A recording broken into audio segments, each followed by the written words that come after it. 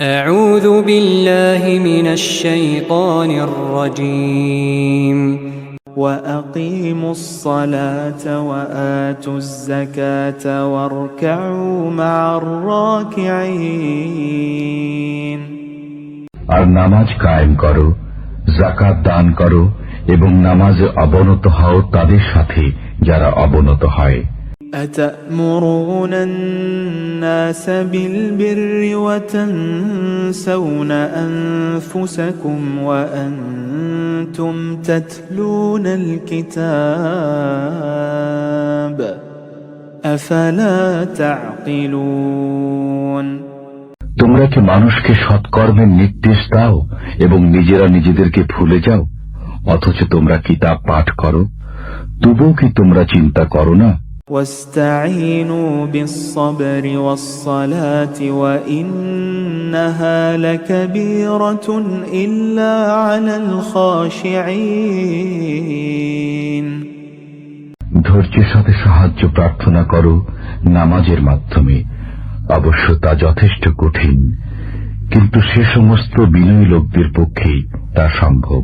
الذين يظنون أنهم ملاقو ربهم وأنهم إليه راجعون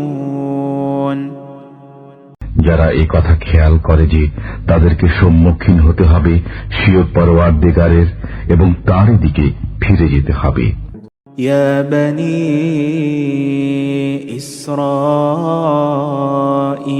اذكروا نعمتي التي أنعمت عليكم وأني فضلتكم على العالمين